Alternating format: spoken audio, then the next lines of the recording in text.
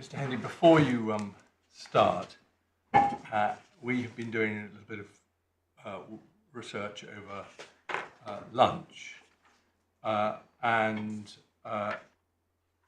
there is a passage in Snell, which I stupidly didn't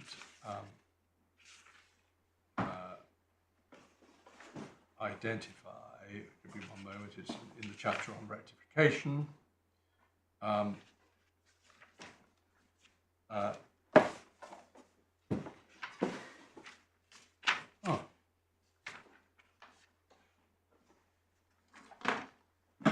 It is 16002 in the current edition, subpara C. It says, claims for rectification are expressly assigned to the Chancery Division, but the other divisions may grant any remedy or relief connected with matters before them. And further, any division may give effect to a defence of rectification as regards past transactions without actually rectifying the instrument. And the footnote gives references for that as, well, there's two cases, but I think the relevant one is Mostyn, I won't give you the full name, 1876, 1 Common Pleas 145. We've looked at that, and it appears to say what the text says it says, which is always the case, even with Snell. So you might care to look at that. That it's not, of course, precisely on the point about the employment tribunal, but it might well be thought to be analogous, because effectively what it's saying is, if this is a case for rectification, you can set it up by way of defence without awarding the remedy of rectification. And if that's so, as it was in 1875, as between different divisions of the High Court, I don't see why it should be, it might be thought, it doesn't make any difference as between the High Court and another tribunal of competent jurisdiction to decide the issue in relation to which the rectification question arises.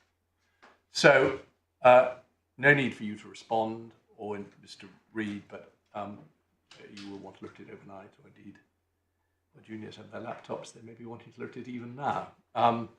But there it is. Well, we're very grateful for your Lordship's research.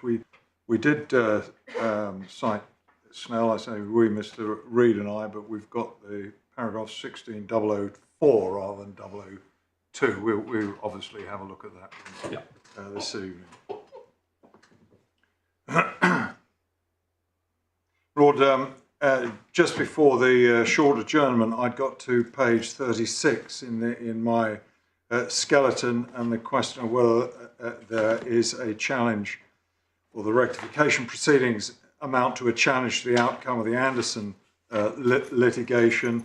I think we've probably dealt with that already, but our paragraph 45 encapsulates the way that we would put it, that Anderson is a judicial decision that the contractual right to shift allowance is calculated on the basis of basic pay incorporated the productivity bonus, essentially, therefore a decision on contractual entitlement to wages properly payable. We go on then to deal with could and should the points are being raised.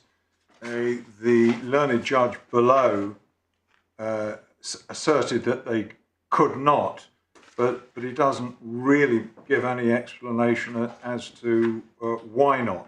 And really it's the point that your Lordship has just laid before us, that although rectification itself may not be appropriate for a tribunal, the issues raised in a rectification claim could be, and in particular the remedy, I'm looking at our paragraph 47, we say, although rectification wouldn't have been necessary if the tribunal had rejected the Anderson claimant's claims on the basis that the claimants had no contractual entitlement to the relevant sums because of mistake. Well, then we deal with a common mistake, and it's, I hope, helpful the way we've set it out in the last sentence of paragraph 48, that the common continuing intention is not reflected in the letter agreement. That's the claim that Nexus made now. That's the claim, in fact, that they made on a different legal basis in the Court of Appeal previously. And then unilateral mistake we've turned to, and we've summarised our arguments in paragraph 52. Just on 49, is this correct? I don't think it's what you need to say in any event. The common or mutual mistake as to law can render a term in a contract void. Is that right? I'd have thought if there was common mistake in the second of the sentences that my Lord helpfully indicated in the morning, i.e. that the parties had a common intention to do A, but by mistake they wrote down B, there's no question of anything being void. The effect of rectification is to allow effect to be given to term A, notwithstanding that it was written down as B. So nothing's void. You're giving effect to the agreement as rectified. Yes. Or as rectifiable, even if you don't formally need to rectify it. I'm not. Well, do you want to explain what you meant by void, or are you happy just to say no? You agree? Well, my Lord, it's all going to depend on the extent of the mistake and what term or terms are said to be invalidated by reason of mistake. All right, as a general rule, that's so. But here, whichever party is right about quotes the rectification issue, the result will not be the contract is, or even the term is void. It wouldn't really mean anything. It's going to be that the term does contain an excludes what I call the knock-on effect. Yeah. Or it doesn't. Yes. So nothing will ever be void. Well, I'd accept that. I think we were addressing here the argument that was previously put, that we looked at this morning, where Nexus was saying that it necessarily rendered the contract void. I accept your lordship's. Is there, anyway, a term of the letter agreement which, if the respondents are right, would be void? I don't think they say that, for example, the term about consolidating the basic pay is void. They simply say that it needs to be qualified to exclude the shift allowances. Well, but that's not the same as saying that something would be void. So no. I'm not sure that this yes, it would work anyway. Yes, I think both your lordships have put it better. It's clear, whatever they've said in other arguments, that what they're actually looking for it now is the insertion of those additional words to give a particular meaning to the letter agreement, rather than seeking to render it void. Yeah. Okay. But I don't think it detracts from our central argument that this is a challenge to the contractual entitlement which was established in the Anderson judgment about how shift allowances should be paid. Yes, but that'd been a helpful clarification. Then, as you say, you were going on to how you dealt with unilateral mistake. Yes. But really, that's just the same point. The point here is not about the substance of the. No. The point is, it is a point that could have been raised. You're asserting exactly so in the ET proceedings. Yes. Even though there is no power to grant the remedy of rectification as such. That's right. Yeah. Can I just explore that one moment longer? If you look at 51, where you're dealing with unilateral mistake, You say, at common law, a party cannot enforce a contract when he knows that the other party was mistaken about the terms. Similarly, a party cannot enforce a contractual term when he should have known, which he should have known did not reflect the other's intentions. And that would have rendered the provision void. Now, you're not sticking to that, as I understand it. You're accepting that. Indeed, I'm accepting the way that your lordships have put it. It was never part of our. We've been loose with language. I accept that, my lord. Yeah. So the question then is, assuming that essentially what you're saying is, the question would be whether the letter agreement was, the circumstances are such that the letter agreement could be rectified or would be rectifiable, or is that something that could be raised in the ET proceedings? Yes. Yeah. Whether it's unilateral or whether unilateral or common, or we reduce it to the simple basis of what were these workers contractually entitled to, what should have been properly payable to them under the letter agreement. And in our submission, there's no Nexus have attacked it on two different bases. One, it doesn't mean what it says it means, and the other is, if it does mean what we say, what we thought it didn't mean, then there was a mistake, and it should be reworded to reflect what we say the intention was. But either way, it's an attack on that fundamental issue: what was properly payable, to what were they contractually entitled.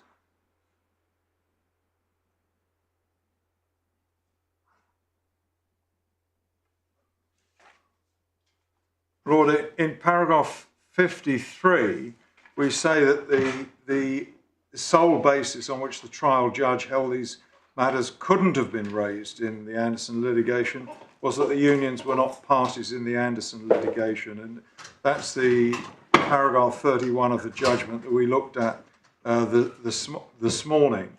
And we say in answer to that the judge wrongly failed to consider the consequences of the union's position on privity, and I won't repeat our submissions on privity, because once you accept that they're privy, then that conclusion is necessarily wrong.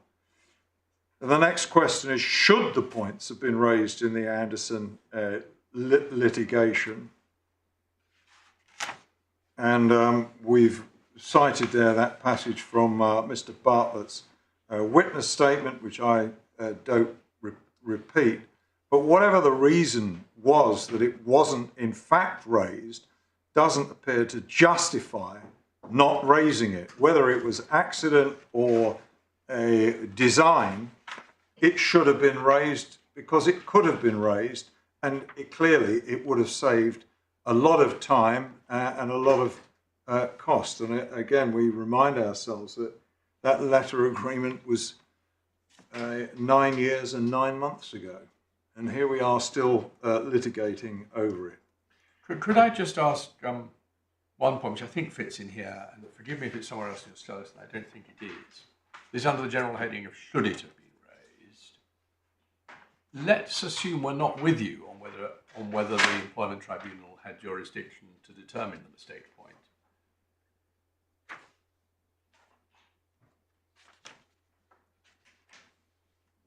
The Employment Tribunal would then have been in an awkward position. But if it were made clear that this was part of what Nexus was saying, it could, as a matter of case management, might have been various ways of dealing with it, but the most obvious is it would have decided what it meant, apart from any claim about mistake, and then said, but that's all subject to it's all subject to whether the letter agreement should be rectified. I will now adjourn to allow the High Court to decide that question in separate proceedings. We'll come back. might perhaps have adjourned at an earlier stage and said, well, if someone should decide it, they might just well decide both points. Yes. Because they would be obviously bound by the result on construction. But as a matter of case management, it could still have been handled, even if there was no jurisdiction. Absolutely, my lord. And tribunals do that all the time, not in these particular legal circumstances, but they do adjourn in order that other courts can determine some issue before them. And the obvious example was when we were in the EU, sending cases off to the Court of Well, that's rather different. But of course. That's rather different. But I think you're right. I'd have to put my thinking cap on. Yes. Over the 50 years, I've been, that's not true. Over the 40 years I've been doing this sort of thing, there have been occasional cases where an employment tribunal or industrial tribunal has adjourned because an important issue either could only be decided in the High Court, or perhaps there was already litigation in the High Court and it made sense to wait to see what they said about it. Certainly, Lord. That would just be case management.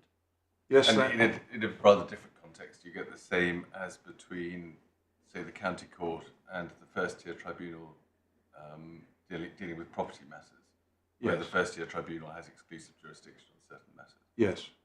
So, Lord, that is certainly an option, but we would we would of course challenge the premise that the tribunal didn't have. Well, of course you would. Of course you would. But I'm just looking to see what the issues might be if you were wrong about that. No, I understand, Lord. Yeah. Okay. Thank you.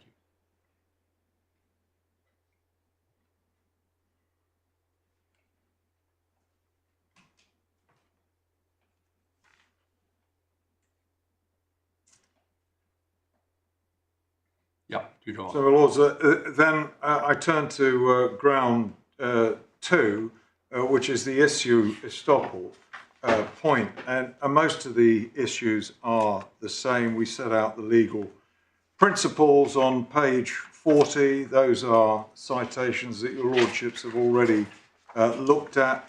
We set out in paragraph 59 the way in which we say the issue should be addressed. Are the arguments seeking to reopen an issue which was decided? Could the arguments have been raised in Anderson? Should they have been raised in Anderson? Are the unions privy? Are there special circumstances? And in relation to reopening a relevant issue, your Lordship have seen, I've already set out our case on that. So the issue that we say is the same in both cases is that in the first sentence of our paragraph 61, whether the letter agreement accurately represented the agreed terms, and that we say was a necessary ingredient in the Anderson claimant's claims.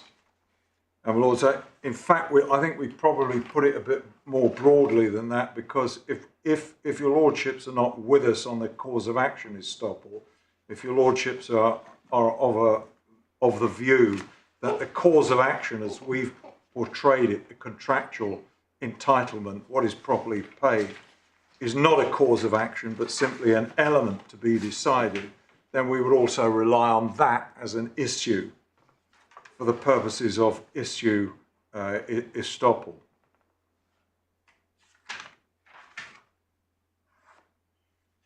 And what we are saying in paragraph 60 and 61 is that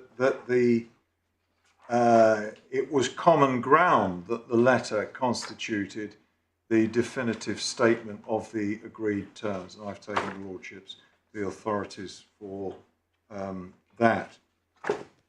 And that is what Nexus are now seeking to reopen. At paragraph 63, we refer to the paragraph in the judgment, paragraph 35, where his Lordship said only that the mistake issue was not necessarily common to the Anderson proceedings and the present proceedings, but gave no further explanation. So it's not actually possible to ascertain what his Lordship's reasoning was. But in our submission, there was no basis for a conclusion that the issue wasn't the same in both cases, and the points could and should have been raised for the reasons that we advanced, and the unions were privies of the Anderson claimants on the grounds that we have advanced. But the next question we turn to on page 42 is whether there are special circumstances. And the special circumstances exception, your lordships have seen the citation in Lord Sumption of Lord Keith in Arnold, special circumstances that there has become available to a party further material relevant to the correct determination of a point involved in the earlier proceedings. Well, on that footing, of course, there are no special circumstances in our own case. But even if your lordships took the view that special circumstances is not confined to that, but is broader in ambit, this is our 68.2, serious financial consequences cannot, we say, in principle, constitute special circumstances. Because, of course, in every contractual case, not every, no, of course, that's putting it too boldly, but in many contractual cases, the financial consequences will be serious for one side or the other. There's nothing special about that. It is, in fact, a usual circumstance that one side will suffer financially rather than the other, depending on what the outcome of the litigation is. But in any event, Lord, and it's a point I've made before, and I won't say it again other than now, and that is that what about the serious financial consequences for the other parties, namely the employees? If there are special circumstances, that has to be taken into account. Lords, a turn then to the union's application, ground 3, abuse of process. We say that the judge erred in principle, reached conclusions not open to him, and took into account matters that he shouldn't have taken into account, and failed to take account of relevant factors. Set out the general legal principles. I don't think I've shown your lordships Lord Diplock in Hunter, and perhaps I should do that. Should you? I mean, I think we're all very familiar with it. I'm grateful, Lord. Key paragraph is there. Yes. But this is all very general stuff about abuse. We're in a much more specific type of situation. We're really Henderson and Henderson, aren't we? And therefore Johnson. Exactly so, yeah. Lord. I'm speaking for myself. My lords will say if they feel different. I think we can go direct to Johnson, and maybe we don't even need to go there. Well, but you've set that out at 75. We do indeed, my lord.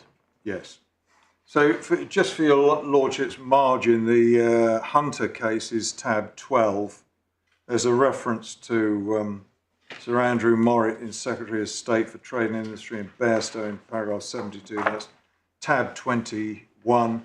I don't think your lordships will need to look at the cases cited in paragraph 73, but they are respectively tabs 13 and 30. And Johnson and Gorwood in 74 is tab 18, and the passage I think we've captured in paragraph 75 from Lord Bingham in Johnson. Well, let's just read that. I mean, I'm very happy to look at it in the report, but if this is the only bit you need, we'll read it here. Well, I couldn't see anything else, so I wanted to draw to your lordship's attention. Well, let's just remind ourselves.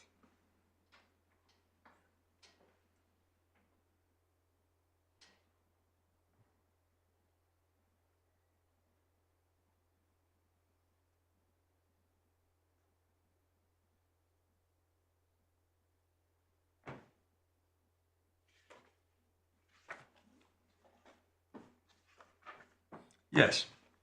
So, Lord, the question then is whether there's a collateral attack on the outcome of the Anderson litigation. Of course, it all depends what you say the outcome of the Anderson litigation was.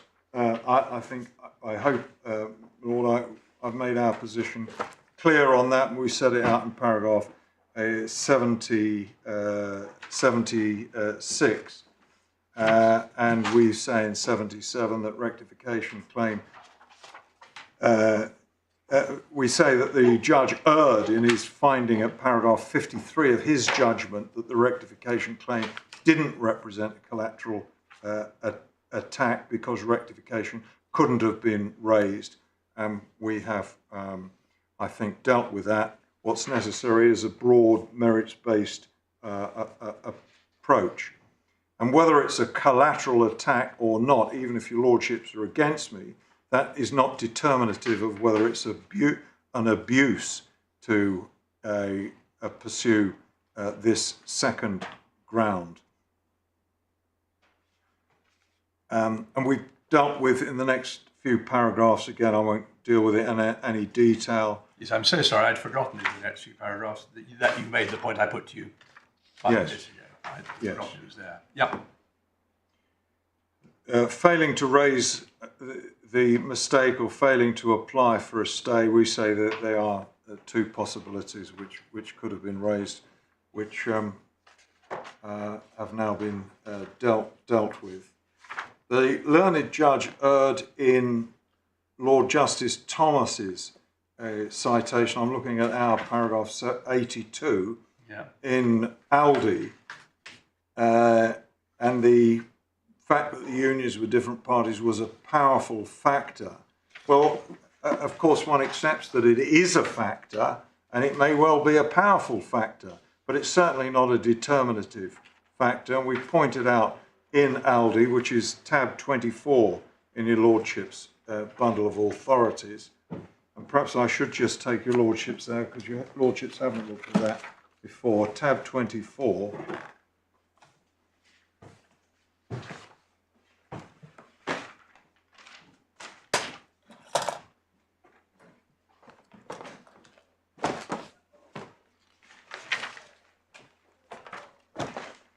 And the headnote really captures it,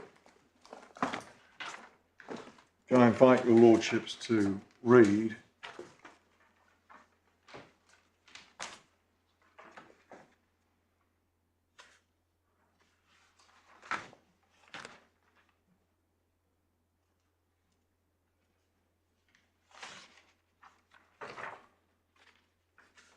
Yep. Rules, the relevant passage is at page 762 in paragraph 16 between letters D and F, where Lord Justice Thomas says the types of case where a judge has to balance factors are very varied. Judgments of the courts as to the test to be applied are expressed in different terms. However, it's sufficient for the purposes of this appeal to state that an appellate court will be reluctant to interfere with the decision of the judge in the judgment he reaches on abuse of process by the balance of the factors. It will generally only interfere where the judge has taken into account immaterial factors, permitted to take account of material factors, erred in principle. I suspect that was a passage sidelined by Yes. Mr. Reed rather than by you. Yes. I suspect what you really want is page 765, sort of paragraph 29 onwards. Yes.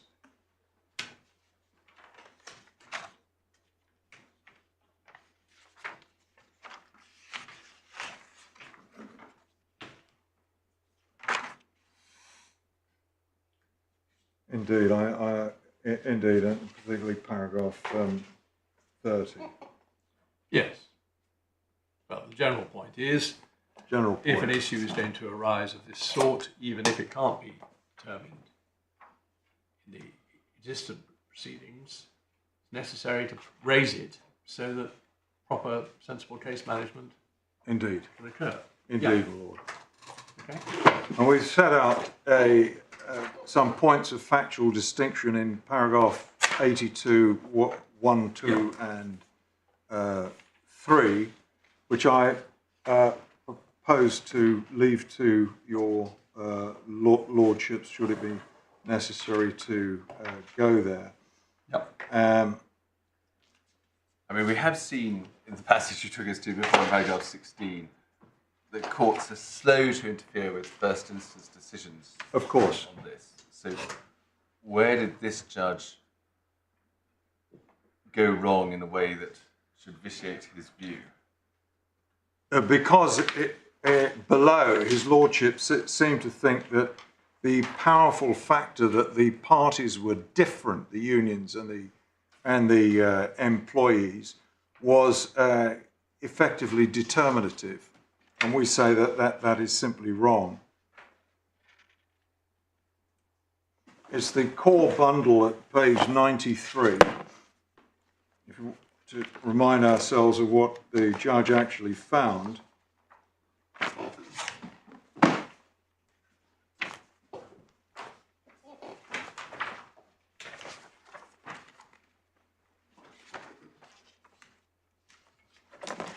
Paragraph 53.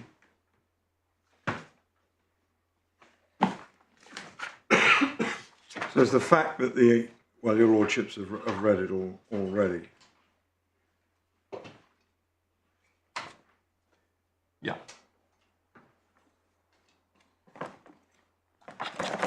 That simply overlooks the proximity in privity of the unions and the workers they were representing. Lords, ground 4 is whether it's possible to rectify a collective agreement. Lords, I'm not going to spend time on this. Just mention a couple of points in passing, one of which I've already dealt with. The Canadian cases don't help because the system of industrial relations in Canada is significantly different. Toastmaster is the case that explains that. I'm not going to take your lordships to it. It's tab 35, because collective agreements are directly enforceable between employer and union and vice versa. In Canada, what I want to make is the general point that the purpose in bringing these rectification proceedings is that Nexus want to change the contracts of employment of the employees from that which the Court of Appeal has determined those contracts specify in relation to shift allowances. That's what they want to get at. I mean, it could be said, I agree it's not how it's framed, but that in substance, they're not seeking rectification of the collective agreement. I think this is actually what you're saying, putting it slightly differently. They're seeking rectification of the individual employees' contracts of employment. Absolutely. And it's, as it were, logically irrelevant that the particular term that they want rectified originated in a collective agreement. Indeed. Indeed. That could easily be said. And which of course is why it's a puzzle that they're bringing the claim against only against the unions. Yes, and it also I think it's strongly arguable that the claimants are necessary the individual employees are necessary parties. It's also arguable that maybe the unions aren't proper parties at all. Indeed. But that's I say no more but to accept what your lordship says. I mean, just talking around it for a moment. I mean, suppose you had a collective agreement in which the prior materials showed that there was meant to be agreement that employees of a certain grade should be paid £15 an hour. And then in the final version, it said £1.50 an hour. And that necessarily took effect in all the individual contracts of employment. I mean, you wouldn't suggest that that was not rectifiable, would you? What I would suggest is that the proper mode of rectification is to rectify the contracts of employment rather than the collective agreement. Yeah. And of course, once they've done that, reality will kick in, and clearly the collective agreement will be changed accordingly. The situation is that these employees have got their entitlement written in their contract of employment as determined by the Court of Appeal. And it's that Nexus desire to change through these rectification proceedings, having failed to do it on the construction argument. But the premise for this issue seems to be, well, it's the collective agreement is non-binding, so how can there be a claim for rectification of a non-binding agreement? Yeah. But one way or the other, and it may be important to determine which, the rectification may have legal consequences. Either the party's assumption hitherto that if it's rectified against the unions, then it automatically affects the employees is correct, in which case one could see that there's a clear legal consequence for rectifying the collective agreement. So the point that it's not itself legally binding somewhat falls away. Or, as my Lord Justice Newey has suggested, the correct defendants are the employees, in which case the proceedings as presently constituted are misconceived and will necessarily fail. And what they really need to do is rectify the legally binding contract of employment. Indeed, or if not the right defendants, at least co-defendants, as my Lord Justice Underhill suggested. But also, let me make it clear, we're not being so unrealistic as to say, once you've got a collective agreement, it cannot be changed. Neither the contract of employment nor the collective agreement can ever be changed if a mutual mistake is discovered. Of course, that would be an unrealistic proposition. The question is, in what way? What is the mechanism? What is the most appropriate mechanism in order to achieve that objective?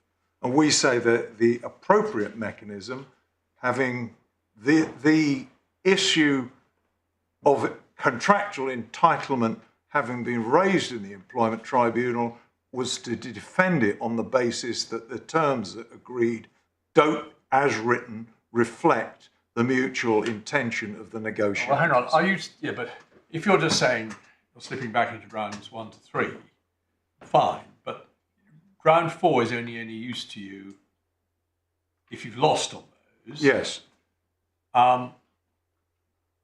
And what you have to say is, well, anyway, even if it couldn't have been raised to now and all those grounds fall away, it's bound to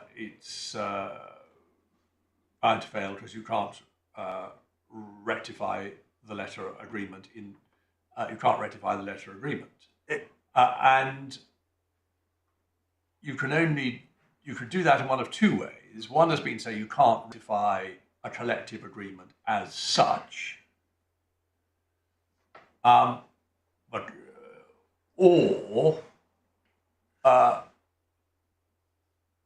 which I suppose is another way of putting the same thing. Clearly, you can rectify it, but only in the context of proceedings against the employees into whose contracts of employment it was incorporated. I think that second part is really, well, maybe it hasn't focused in the main way you're putting the case. I think it's probably a mistake. Are you really going to? It's such an artificial question, I suppose. Whether you can rectify, you are saying you can't rectify the collective agreement as such, but you're not saying that means that the contracts of employment can't be rectified because there was a mistake in the letter agreement. Exactly. Sorry, that was a very wittering. I say on this fourth point, without prejudice to my first 3, there is a way of putting this right, but they've gone about it the wrong way. Yes. But they should have brought in the contracts of employment of the employees, and of course the effect of that would be to make it absolutely apparent that this was duplicate litigation between the same parties, and that, of course, course, Mr. Reid won't agree with me, but that, by implication, is probably the reason that they changed from that letter before action to deciding they weren't going to sue the employees, they were going to sue the unions. But of course, that'll form no part of your lordship's judgment. That's a forensic rhetorical aside. But the consequence of that is still a valid one to make, I think.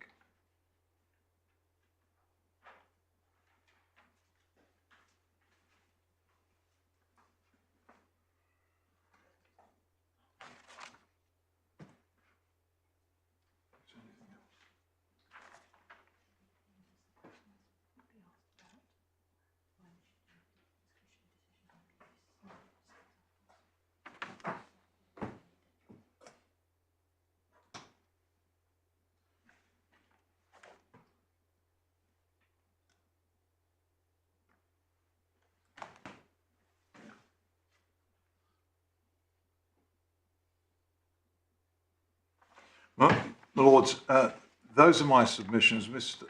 Stanley has just drawn to my attention a couple of short points, but I think I'm going to ask or invite Ms. Stanley to address you on them.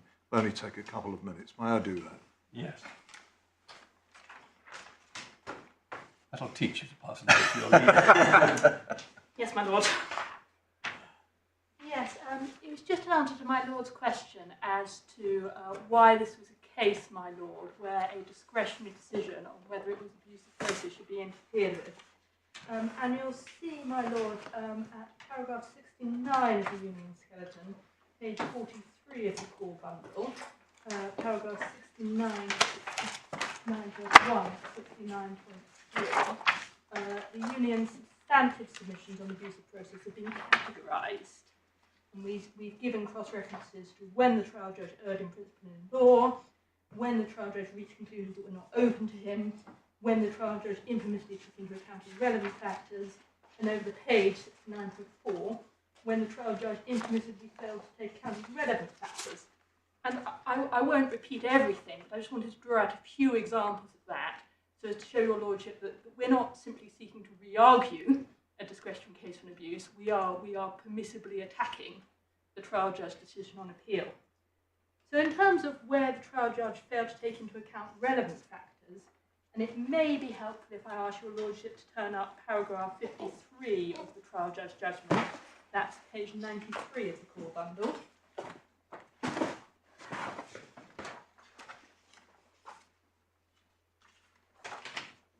The trial judge's reasons for rejecting the union's submission on abuse are pretty much encapsulated in paragraphs 53 and 54 of this judgment.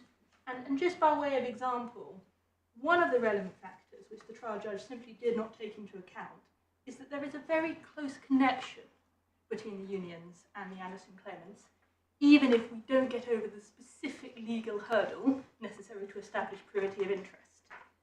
And similarly, there is a very close connection between the Anderson litigation and these rectification proceedings, even if, without prejudice to our submissions on that, we don't get over the specific hurdles to establish either cause of action, estoppel, or issue estoppel. And those sorts of considerations simply aren't apparent from the reasoning of the trial judge below. And just by way of example for that, you'll see what he says about what Lord Justice Thomas said in Aldi. The fact that the Anderson claimants and the defendants are different is a powerful factor.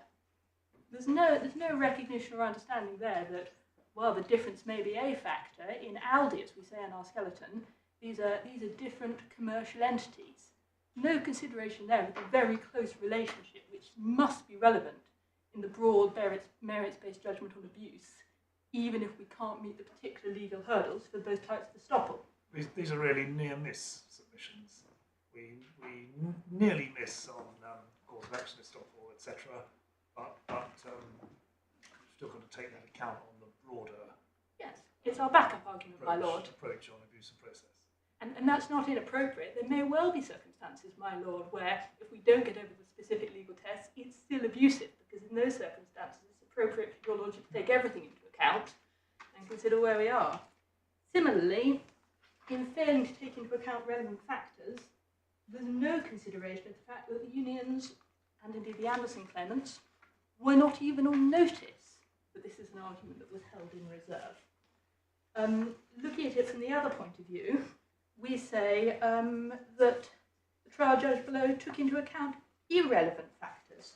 You'll see, by way of example, at paragraph 54, about 5 lines into that paragraph, it may well be that the possibility of a rectification claim only became apparent to the claimant following the Anderson judgment, in which case the claimant's conduct in not taking the steps referred to above was not the product of any deliberate decision to defer making the rectification claim. Now, I won't repeat the submissions in our skeleton that there was absolutely no evidence of that before the trial judge, but even without making that point, the fact that a party doesn't think of a particular legal point is never going to be a relevant factor in whether or not it was should have been raised before. Is that necessarily the case? I mean, let's turn it round. Suppose you do think about it. Is that not something you can take into account as a judge when deciding on the broad merits-based assessment? I think that's a fair point, my lord, and I think this in saying it was never, I've overplayed my hand. It's not the case that it will be never, but it would be a surprising submission in these sort of litigation proceedings with these sorts of parties to say, here's a legal argument, we didn't think of it, that's a good reason for giving me another bite of the cherry. That would be surprising, and I would say that if it is nothing more than here is a legal argument we did not think of, and I remind your lordship there was no evidence before the trial judge setting out particular circumstances, saying there were facts and matters that made it appropriate in this case to take account of the fact that something hadn't arisen before. If the circumstances were nothing more than we didn't think of it before, that would be an irrelevant factor when conducting this sort of analysis. An irrelevant factor rather than one where it was just a matter for the judge to determine the weight? I'd say an irrelevant factor, my lord. On the facts, I mean, isn't it pretty clear that, according to the passage from Mr. Bartlett that we were shown, this is a case where they didn't think of the point until after the Court of Appeal, and senior counsel then either thought of it himself or alerted them to it. Well, it's a very carefully drafted paragraph in the witness statement, my lord, and one can see why it's a very carefully drafted paragraph in the witness statement. That is what it seems to suggest. In those circumstances, I might... But in a sense, it's worse for them either way, isn't it? Either what I read my lord, is probably the most natural reading, they didn't think of it, or they did think of it, but made a decision not to take it. And unless some very special reason were advanced why it was inappropriate to take it, I can't think of anyone at the moment, that would be at least as bad or worse. Indeed, it would be extremely unattractive, my lord, and that again, it might be said, is a relevant factor that has not been taken into account in the trial judge's decision below. Well, is that fair? I mean, I know we're taking it round in circles, but the starting point was the judge said it may well be that the possibility of a rectification claim only became apparent to the claimant following the Anderson judgment. Now, if it is indeed the case that the alternative scenario, that they knew about it and didn't reveal it, is worse, then it doesn't seem wrong to take into account as a sort of mitigating factor that it looks as though they only became aware of it later. That might be true, my lord, but I don't think that is how paragraph 54 should be read. I don't think it's prayed in aid as a mitigating factor. I think it's prayed in aid as a, this is a good reason for not bringing it earlier. I think He certainly doesn't say what the good reason is. He just says it was commercially reasonable and proper. Yes, and of course... And then, speaking for myself... Actually, I suppose they don't fit very well together, because the truth is that if you haven't thought of it, you're not deciding it's commercially reasonable or proper, you're just not thinking about it. Yes. Yes, But the starting point has got to be, absent some special reason, if we get over the privity point, or the nearly privity point, you've got to take all your points at the start. absolutely. And one shouldn't go too far, I say, in deferring to the judge's discretionary decision below. you think that the judge erred in principle or in law. If you think the judge reached conclusions that were not open to him, that, following paragraph 16 of ALDI, are also reasons to interfere with But the truth is, ALDI is only saying something which is said a dozen different ways or 100 different ways in different cases on the basis in which you'd interfere with a distraction. It's not as if it's some sort of new rule of law special to this situation. Absolutely not, my lord. But the fact that there is no good reason, there was no good reason advanced, and certainly as there was no good reason advanced below, it's perhaps unsurprising that the trial judge doesn't identify one. In those circumstances, this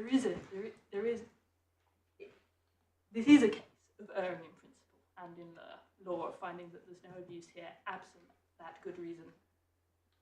Well, thank you. Is there anything more you need to add on that aspect? No, thank you. Thank you.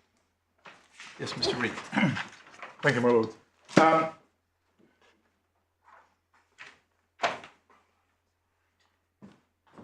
May I just begin by observing the caveat that I'm grateful for the indication as your lordship as to the authority you've mentioned over lunch, and obviously I haven't had a chance to consider that, so anything I say is with the caveat that I'd like to reflect on that particular point. No, of course. Although I suspect it isn't going to diminish the approach that I'm going to take, which is that we say that there was no basis upon which the Employment Tribunal could have embarked upon an exercise of determination of rectification, whether in a formal sense or in the sense that's been articulated by Lord Justice Males as being an exercise of considering whether or not the civil courts might have rectified or not by way of defence.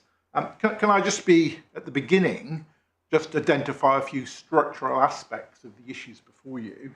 And again, I'm grateful to the court for the indication as to authorities that might be worth us at least having available to the court. I'm going to briefly touch on one, but only to show that it's not really relevant in the structural aspect, and that's Caird and Moss. And the other two, which are first instance decisions of Mr. Justice Simmons and a Court of Appeal decision, slightly oddly reported, one, I think, both from 1939 and 1943, but reported much later. I'll come back to those because they have some relevance, although by analogy in relation to this case. On the Caird and Moss point, and that's really the structural aspect of this, it's worth just noting the following, and you may say, well, that's where the parties stand. The present position is important to note.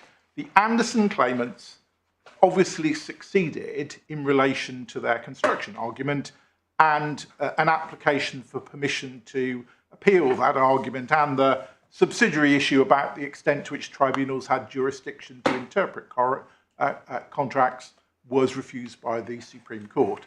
There has never been a remedies hearing in the Anderson litigation, and so the precise determination of their entitlements in relation to that construction argument has never been made, and it follows also that they have therefore never been paid, and no other individuals within the bargaining group have been paid in accordance with the construction that was determined in the Court of Appeal. I mention that because that really is the Caird and Moss point in relation to rectification, which I note was in the section in Snell in relation to general principles of laches and discretion, and reflected a proposition without going to the case necessarily, that if there had been an agreement which was determined by the court and an award made and payment made upon the award, so in fact it became the execution of judgment that was being enforced, rectification will be refused because any aspect of the agreement remained unperformed.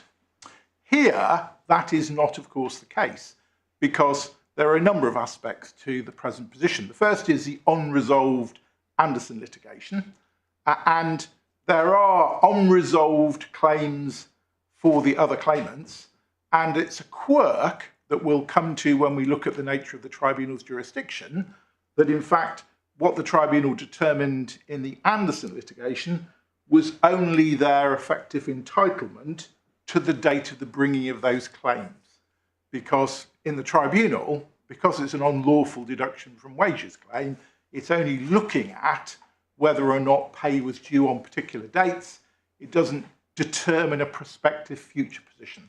Well, for all practical purposes, it does. But we can, if that's really important, we can look at. You want to make that? Do you want to develop that point now? Or? No, only to the reason I'm making the point is essentially this: is that there are a wave of individual claimants here whose claims have not been determined. And indeed, the Anderson claimants, if you were really obstinate, determined to make life difficult for them, they would have to bring repeated claims every 6 months or every 2 years. Every 2 years, yes. Sorry, okay. They had to bring repeated claims because they can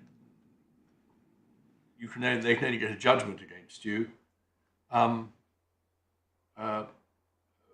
post a deduction having occurred. That's right. But I mean, that's it. That's absolutely right. Not sure it'd be any different at common law, actually, would it? I'm sorry, not sure it would be any different at common law. No. Well, yes, you're absolutely right, because it's only a breach of contract when you don't pay the individual sum. And but in the real world, once an issue of principle like this has been determined, the employer grits his teeth and and doesn't make the employee pay each time. If it did, it would soon end up facing indemnity costs. That's some very rude words. But I suppose my point, in essence, is partially to deal with the card point that actually it's live, but also it's live today in this sense, in that, and this goes to the structure of the arrangements, that obviously the terms of the contract of employment, to the extent that they include collective agreements, are a living, breathing thing, and the letter agreement, which forms part of the contracts of employment, stands today in that form. So in fact, rectification has both a retrospective view and a prospective view. We're not looking at something which is a purely retrospective issue. Well, that's technically correct, but practically inconsequential. If you succeeded in your rectification claim, then that says what the contract means, and nobody can sue on it again on the basis on which the Anderson claimants sued. Yes. And that determines the position as would apply for any new employee that started within the relative bargaining group. Because ultimately, if we look at what the sorry to interrupt. If we look at what the Employment Tribunal actually decided in their final paragraph at page 34 of the supplementary bundle, it is that the respondent has underpaid shift allowances, and thereby the claimant respondent is underpaid is well founded, and there are unlawful deductions. yes. Now, two questions arising from that. You're not saying, are you, that the fact that the proceedings are still live, there's been no remedy hearing, means that that point is still up for further decision, and the other point is that if your rectification claim were to succeed, then, assuming that does have a knock-on effect on the contracts of employment, that paragraph could not stand. Well, the tribunal's judgment is the tribunal's judgment. I have been unsuccessful in relation to appealing that. I can't challenge the status of it as to a judgment. It's right to say, and I suspect that there will be resistance in relation to this, that our position would be that if rectification is granted, when it comes to the determination of remedies, we will say that remedies have to be determined in accordance with what is then the rectified contract, even though there's an original judgment. I can already imagine the battle that that Lord Hendy will argue against me in relation to that. Well, but ultimately, you can already imagine the steepness of the hill that you might have to climb. Ultimately, though, that's only relevant to a period of about 3 years. Yes. Because so the worst case scenario is that you can't challenge that as a decision for the past, but you can challenge it as regards the future and as regards anyone who wasn't actually a claimant. yes. So there is a and I see my lord look slightly puzzled. It's No, I was simply thinking. I seem to recall there are cases about rent where you have rent reviews from time to time. I think questions have arisen as to whether a decision made by an earlier tribunal is res judicata for the purpose of the same contractual question in relation to a later period. well, I can't remember if that's. well, you're quite right about that. That in fact is that's in fact the underlying factual basis of the decision in Arnold. Yes. Arnold. Yes. And indeed it touches a point which we'll come back to, that with cause of action estoppel, although I in argument understood a discussion about a fluidity in Lord Sumption's reasoning, my position is that cause of action estoppel literally requires one to have the same cause of action. And in Arnold, my lord, you're absolutely right, it was a case about whether or not previous rent determinations were raised a res judicata issue. And what's noticeable in Arnold is that they didn't approach it as a cause of action estoppel, they approached it as an issue estoppel because it was not precisely the same cause of action. And the same point arose. It's perhaps a bywater we don't need to go down because my learned friend didn't really push it. There's a tax case that's referred to on issue estoppel where from the Privy Council, which was subsequently questioned about whether or not a determination of tax liability in one tax year raised an estoppel in relation to subsequent tax years. That may be a bywater we don't need to go to. I think the tax cases have been treated as special ones. I think that's right, and which is the thrust of our skeleton. So I'm not going to go there. Other than just Hoisted may have a wider application, but I think there is a special rule that applies to tax assessment. Yes, just to reflect back to where the conversation started in that sense, the point being put to me is I acknowledge it's a steep hill in relation to the retrospective rectification point in relation to the period between 2012 and 2015. My point in relation to the remainder is that actually it has a material impact in relation to those claims because they haven't been determined, and it is a material issue going forward if rectification is successful in determining what actually is the liability in relation to parties. And what that does reflect, and I suppose this goes to the heart of why we say that one has to be careful about the limits of the tribunal's jurisdiction, is the proper focus on what the cause of action actually was before the employment tribunal. And there's no issue, as I understand it, that the tribunal has no formal power of rectification. And I think my learned friend concedes that. Before the judge below, we had a couple of authorities from the Employment Appeal Tribunal. They're in our skeleton below that articulate that there is no power of rectification in the sense of and a power to amend a particular contract. Well, are those in our bundle? No, because that was conceded below, and the way the argument is slightly developed today is slightly different from the way I understood it on the skeleton argument. And I don't criticise my learned friend from that because if you see a lead, you follow it. He seems to have created a small area of wedge between formal rectification and the cause of action that creates a jurisprudence that enables the tribunal to rectify. It may be necessary for us to look at those two EAT cases. As I say, they're both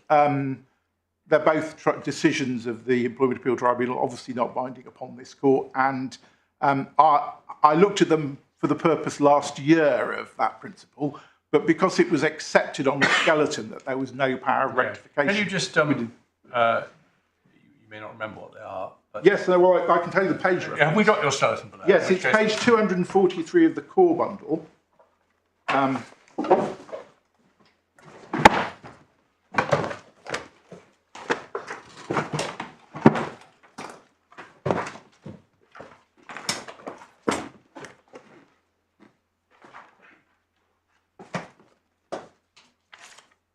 And paragraph 29.1 at the top of the page.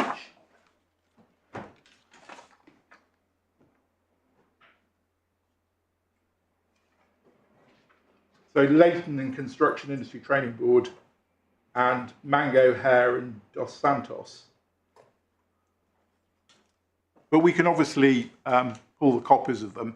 I don't remember, if I'm honest, whether or not there was extensive reasoning in relation to either of those cases. And then we were not bound by them. But still, it's useful to have I think that there's all things that ought to be at least footnoted in any judgment. Could you, yes, because I dare say we'd find them on Bailey, but could your juniors just send us something? Of course, yes. In whatever report is best, but it looks as though Mango Hair may only be on Bailey. Yep. So just going back to that issue, what was before the tribunal below, and the cause of action was unlawful deduction from wages, and as an element of unlawful deduction from wages, it was necessary for the tribunal below to determine what was properly due to the employee on a particular occasion, that obviously being each of the wage rests, where they say, on the particular facts of this case, they should have been paid overtime at an enhanced rate. It wouldn't have been a payment due every time. It would have been a payment when they were paid overtime. But say, according to the construction on the letter agreement, it should have been based upon a higher rate of basic pay. But to do that, the tribunal had to look at the contracts of employment. And the contracts of employment are, of course, contracts between Nexus and the individual employees. And again, fundamental proposition, the union are not parties to those particular contracts. And again, not in dispute, I think, that the union could not have been a party to the proceedings below. Because it had no party to the contract, there was no claim against it that the tribunal could hear on the part of Nexus in relation to them. Now, the letter agreement formed part of the contract of employment because the collective terms were incorporated. And that is properly, of course, why the tribunal below had to construe what that particular agreement meant. But the letter agreement is a freestanding document, the part which reflects a collective agreement reached between the Nexus and the unions. And that's why we say, at its core, that rectification will only properly lie against the parties to that particular agreement, because they are the parties to whom an application for rectification will properly run. Now, I'm going to come back to it, but we've looked at the Bolam pleading, and it's worth noting that there was a passage that the Court of Appeal handed down its judgment in September of 2018, and ET3 was due in October of 2013, and we filed an ET3 that raised an issue of mistake. I'll be frank, I'm not going to disavow the pleading, it's my pleading, but what we look at in reflection is we say that actually our position is that the tribunal has no jurisdiction to deal with a question of mistake in relation to the letter agreement. I don't need to go to mistake in relation to questions between parties in a more simple situation of non-collective, but they had no jurisdiction to look at the question of the letter agreement. And can I just be clear, breaking that down? yes. So suppose there were no union involved at all. You have an individual contract of employment concluded between one employee and the employer. Yes. And then the employee brings a claim, as this one was brought, and the employer says, no, or thinks to himself, no, whatever the contract might say, there's a mistake. Can the employer in those circumstances raise that question in the employment tribunal? Well, my position has to be that there's no, well, one has to be careful about the word mistake. And I suppose that comes back to the distinction which my Lord Justice Mayles made in terms of a mistake which might vitiate in some way, or a mistake that actually is said that the document or the agreement does not properly reflect the common agreement of the parties. Now, I acknowledge on the Bolam pleading, there's some ambiguity about it, but on the claim that this action is concerned with, on the statement of, on the particulars of claim, our case is absolutely clearly put. And I can say that what we've done and is pleaded, we may perhaps look briefly at the statement of case, is to look at the history of the negotiation, which of course wasn't material to the question directly of construction of the document, and plead that through the history of the collective bargaining negotiation, there was a common understanding passing between the parties, which then amounts to common mistake. And that is the basis for a proper case of rectification. And there's a secondary case put on unilateral mistake. But the answer to the question is that that type of mistake, if that was the issue that arose between an employer and an employee, I would say the tribunal has no capacity to deal with, because that is saying not construe the agreement or that the agreement is void, or but actually the agreement needs to be rectified so that it reflects the true agreement and understanding between the parties. So just take it by stages, whether or not your arguments might possibly include something to the effect that something would be void. On any view, they go beyond matters that could possibly render this contract or any term of it void. They would be matters that would sound, if at all, by way of rectification. Yes. And you say, forget about whether or not there's a collective agreement involved. That is something that the Employment Tribunal could not deal with. Yes, because that involves not the determination of properly what is contractually due under the contract of employment, but it involves, and the construction of the document, it involves it embarking upon an exercise in determining whether or not there existed a mutual estate, which requires rectification of the document. Now, you may say, well, that possibly goes too far as a proposition in relation to this between those individuals.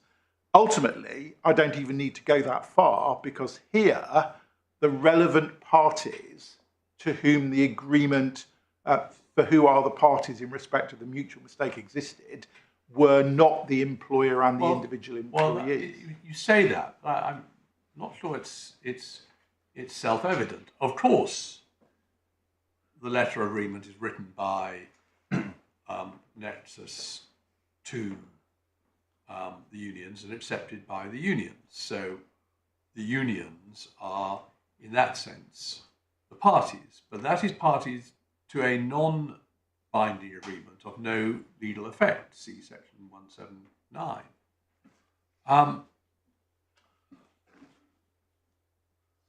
On the face of it, therefore, the agreement that needs to be rectified is not that agreement, because it has no legal effect. The agreement that needs to be rectified is the individual contract of employment incorporating the letter agreement. Why is that not the correct analysis? Well, can I just deconstruct that in two respects? First point is, it's not right to say that the collective agreement is of no legal effect. What section 179 says is that it shall be intended by the parties not to be legally enforceable as a contract. Well, right, I'll settle for that. But that doesn't mean that, but it does have legal effect, because the context in which the parties have reached the agreement that creates a collective agreement that then impacts on the contract of employment is the very fact that it has legal effect in terms of the individual employees, because their terms, as they don't enter into new contracts, their contracts are simply amended to reflect the collective agreement. So it has legal effect. But then, if I may respectfully say, it's then a jump to say, well, they have to be the parties, that has to be what you have to rectify, because that is rectifying an agreement that is not the agreement, that's the effect rather than the underlying agreement. But even supposing that that were right, I must say I find it difficult to buy the proposition that the people who actually are affected aren't proper parties, aren't necessary parties. I mean, you are trying to get the collective agreement rectified, not for the sake of it, but because of the effect it's going to have on the employees. Yes, So I why accept that, of course. they be parties? Not just why shouldn't they be parties, why isn't it necessary that they be parties? Because their contracts are created so that the terms of their contract are collectively bargained by the union's agreement. And that is true of everyone in the bargaining unit, whether they're members of RMT or Unite. And they have to accept the fact that their contracts are determined by the union. So the logical consequence of that is that if the union had entered into an agreement and that agreement reflected a mutual common mistake in the sense that the wording didn't reflect the two parties, a corollary of the collective bargaining structure is that all the individuals are bound by the consequence of it. That they're not necessary at all to the determination of the right because they basically had no part in the formation of the collective agreement. I didn't mean necessary in the sense of whether their evidence is of any relevance. I meant necessary more in the sense the term is used in the rules. I may be wrong about that, but the concept of a necessary party in CPR 19 is someone whose rights are intended to be directly affected by the conclusion of by the dispute in question. Yes, although I appreciate that that the effect of the rights is that they get a certain element of pay, but ultimately their right is to have their term, whether they wish it or not, collectively bargained by the union, and that right is susceptible to. Have we got the contracts of employment here?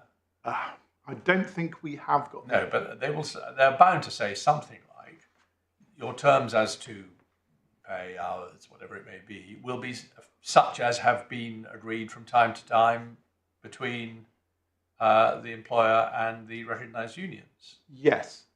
It's not actually a right, the substance of the right is not a right to be bargained for by the unions. Their right is to the thing which emerges from those negotiations. That's true, but if in fact the thing that emerges from those negotiations is a document that purports to. No, I don't mean a document. When I said thing, I meant a right. I meant an entitlement to pay or hours or holiday or whatever it might be.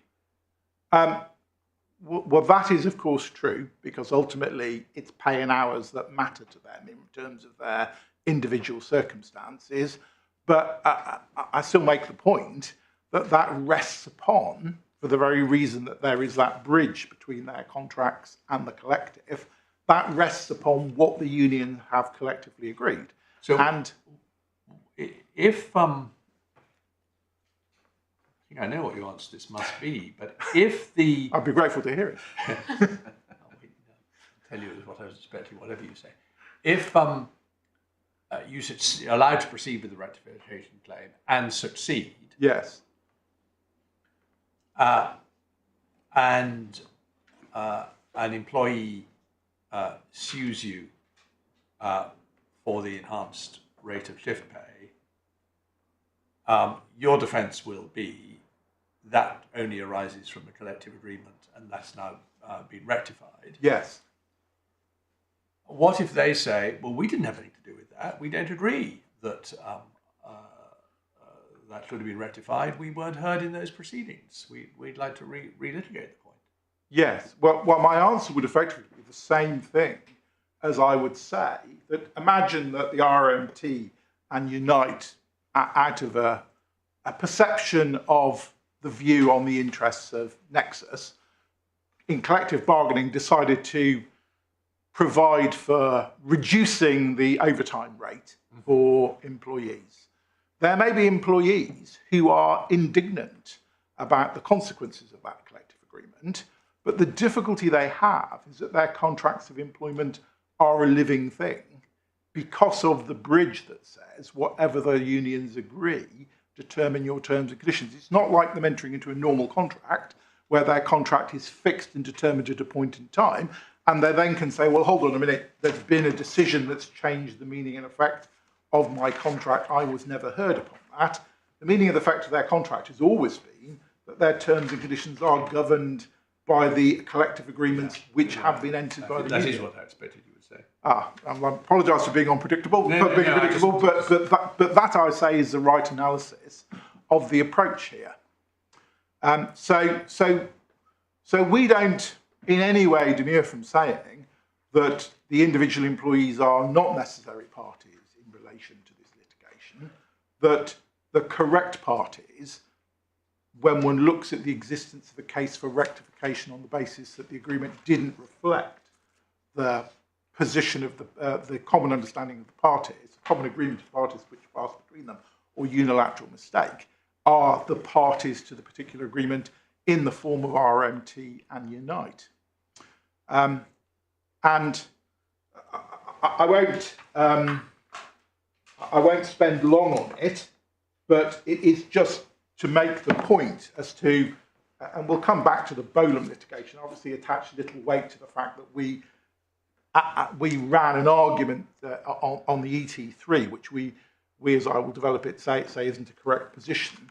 But the point of the pleaded case on rectification, which in a sense makes it clear why we would say neither necessary or appropriate parties, is the focus upon what passes between those who are parties to the particular agreement.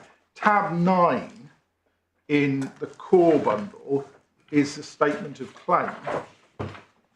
It begins for the material part at page 104. Sorry, the particulars of the name. And it shows your age. It does, I'm afraid, yes. I always think of the statements of claim as well.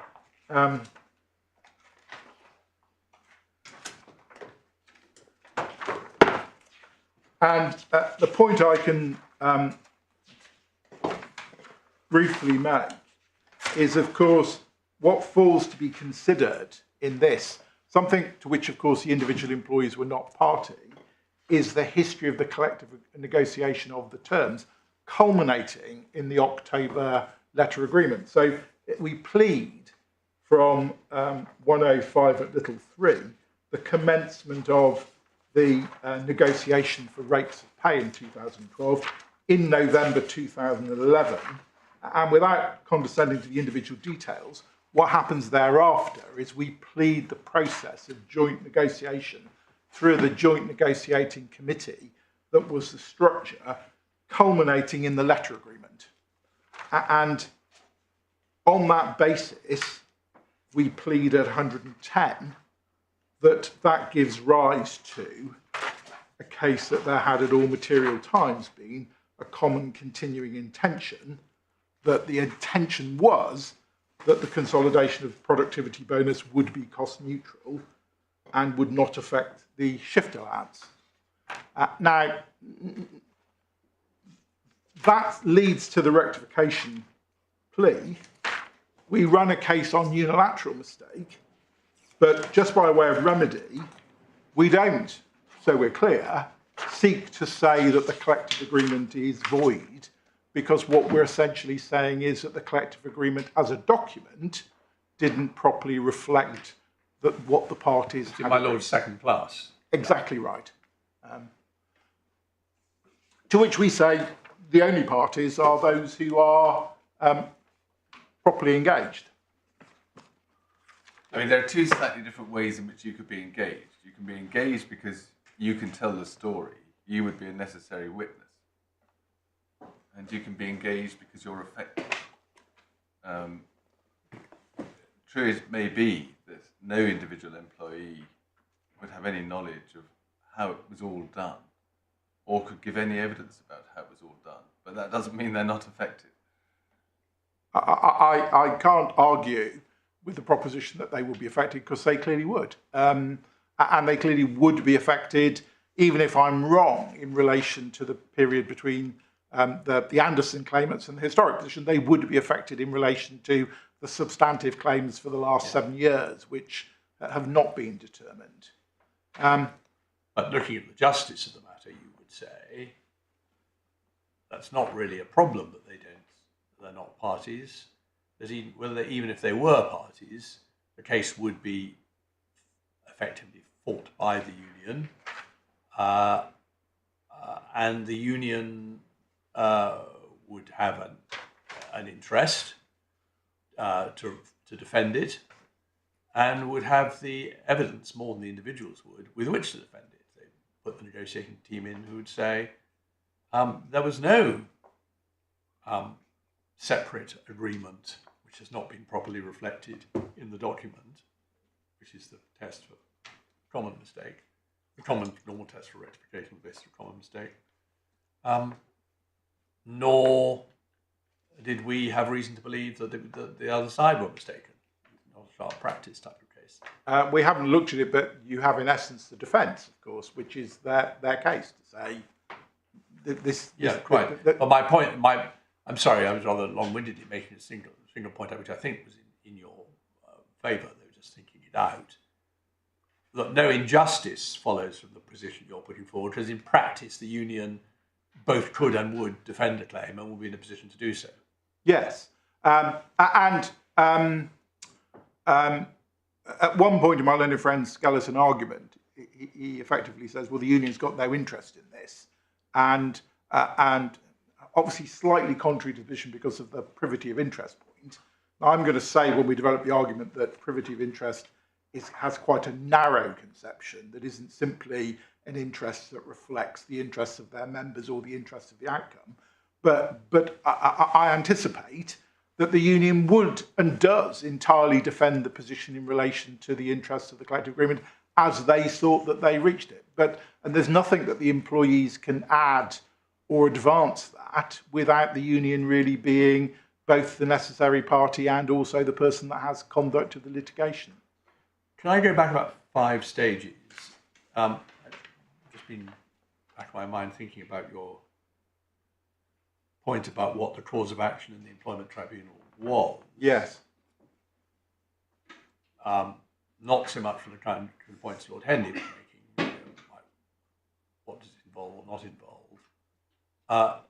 But your point is that the cause of action was necessarily about the deductions for 70 employees up to the moment of the issue of the Anderson proceedings. Yes. And if, contrary to your case at its highest, you couldn't challenge that decision about those cases, yes, you could certainly preserve the position for the future. Yes. Therefore, it's not for the future and for other people who hadn't brought such a claim. Yes. Therefore, certainly so far as cause of action estoppel and in perhaps issue estoppel are concerned, your rectification claim is not pointless. It just means that in that particular aspect, it won't save you from having to pay them for that period.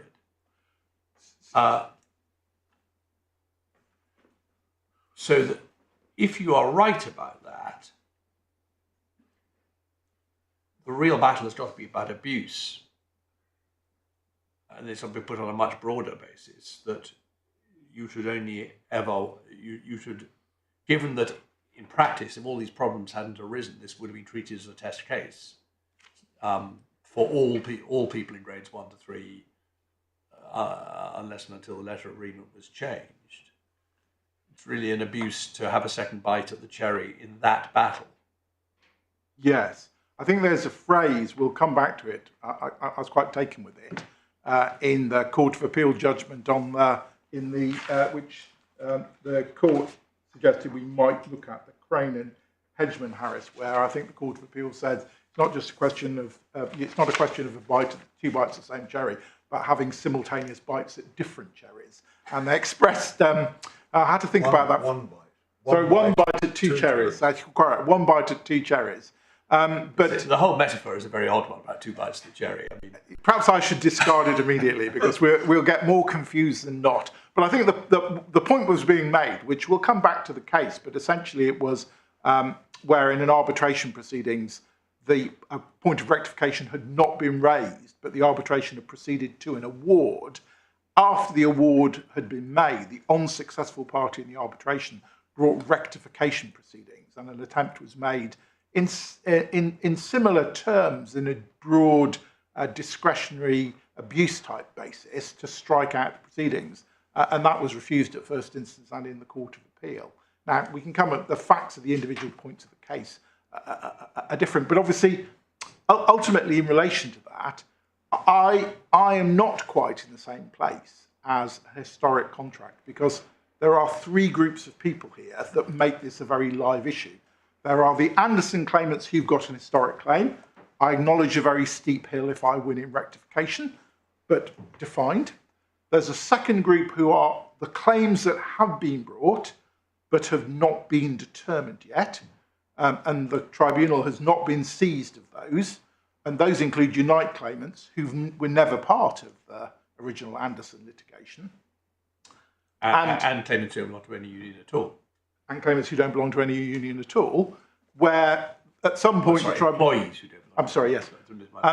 Where at some point the tribunal will have to determine what was properly due. And I, of course, will say that if I'm successful in rectification dating back, it wasn't properly due when the court determines that question in relation to them if the underlying agreement has been rectified by the time of their agreement. And there's a third group, which are the people who stand today. If tomorrow a new employee was recruited by Nexus to work within this group of, this bargaining group, as it stands, Lord Hendy would say, well, the terms and conditions that apply to your contract are those which have been collectively agreed, and they include the letter agreement, and the letter agreement has been construed to mean X. And so even at its current position, rectification has a current and live value for the position of Nexus as it stands today. Just going back, if we may, to your temporal point, you've identified at least a potentially important distinction between claims up to 2015 and claims since 2015. Was that something which was relied on or drawn to the judge's attention? It doesn't seem to be a feature in the judgment at all, in considering what impact it might have on res judicata, and indeed, you might tell me I've missed it, but I'm not sure I saw it in your scoping argument for this appeal. No, is this a new point that we're hearing for the first time now, or has it always been there somewhere? I don't think it features in the skeleton argument. I can check back and see the skeleton argument below. It certainly doesn't feature in the judgment. I don't want to pass from the fact that my primary position is that all those three groups fall in exactly the same way. I'm identifying as an argument why we say that this is always a current and live issue, quite separate from the individual employees being a part of it. I quite see you say that it's not any kind of estoppel at all, but focusing, for example, on course of action estoppel, if it is a valid point that the course of action is limited to claims up to the date of the employment tribunal proceedings, and that for anything thereafter it would be a separate course of action, even though raising the same issues, then you might say that's a sort of simple knockout blow to course of action estoppel, and we move, as my lord indicated, onto wider considerations of abuse of process. Or actually possibly issue estoppel. I think it wouldn't be a knock. I've just been thinking about the same thing to my lord. I jumped too far, as you have to go straight to abuse. I just thought issue estoppel would still be available for a future claim by these claimants at least. Yes. So on cause of action estoppel, I haven't really needed to develop the argument about the different groups, because we say fundamentally the cause of action is not the same cause of action.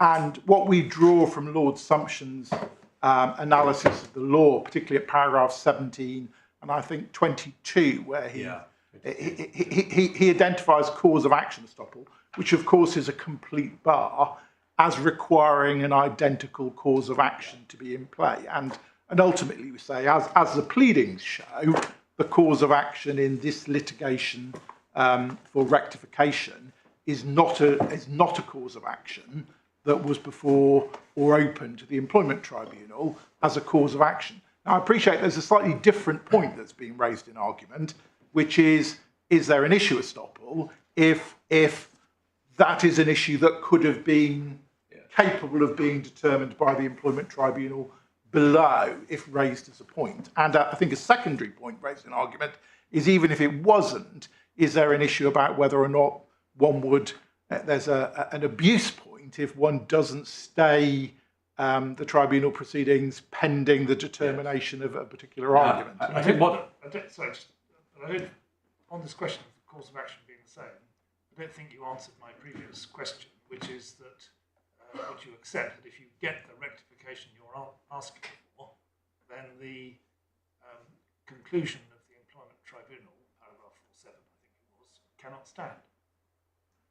That they can't stand when it comes to, on our case in relation to the Anderson claimants, we will say that when it comes to determine remedies, we will point to the fact that the underlying agreement was wrong, and therefore it can't stand in the sense of that being enforceable as a remedy. It's not going to work, is it, Mr. Reid? Because I think you accept 4.7 will stand, which I forget the exact words. It basically says there have been deductions. Yes. And the remedies hearing is merely to put figures on the quantum of those deductions. Yes. And what you were saying, recognising it was unattractive, was that your first attempt, or first line in the remedies hearing will be saying, now we know that there were in fact no entitlements, you should quantify all these deductions at nil. But that would necessarily undermine 4.7, which you're saying you realise you're stuck with. Yes. So realistically, surely for the Anderson claimants, you're stuck up to 2015 or whenever the issue of proceedings was.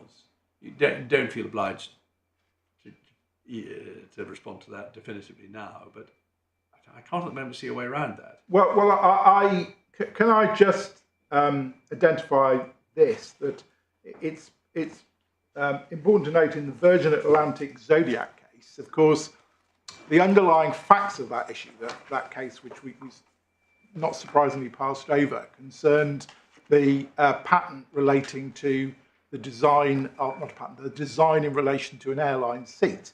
And that issue had been determined conclusively in the Court of Appeal as to the infringement of the patent. But because of the registration of the patent at a European level, subsequently not being upheld, the issue became whether or not it was open on the assessment of remedies for the defendant to say, well, when it comes to remedies, we can look at loss on the basis that we now know that actually the underlying legal basis for the original claim has fallen away. And although the decision upholds the view that the Court of Appeal's judgment couldn't be challenged on the decision, it's quite clear from Zodiac that they were allowed to raise an argument on the quantification of loss, looking at the reality of the position. Well, we'll have to look at that. I think what this is bringing home to me is, again, this inevitably happens, Mr. Hendy as well. You were just making a few introductory points and we got straight into the substance of your submissions. And it's not unhelpful, but I think there's a risk that we're losing discipline or focus. Or I understand that, yes. So, I mean, I think if you really want to trail a few more points, I won't stop you, but the trouble with trailing them is that it's very difficult to restrain us from wanting to deal with them straight away. Do you want to just... Shall I move on to my skeleton and deal with it? Can I just, before I do, I'm conscious I haven't really answered your question in a way that you find to be satisfactory. You may never find an answer that I give you satisfactory, but I can at least endeavour to try. Ultimately, I acknowledge my Lord Justice Underhill's observation against me that you will find it very hard to challenge the position in relation to the up to 2015. It doesn't change my fundamental proposition that it is at large in relation to the position after 2015 and now. And what that reflects is not really a new point, but the point that actually the issue in those claims was not was a different issue to the issue in these proceedings, which is looking at the bigger picture of the rectification. And that's really where the point about cause of action issues is. Okay. What you've clearly made me think about more is actually what success in the rectification proceedings mean. Yes. And in a sense, the battle will, if you win, will come at the next stage. A decision will be made that the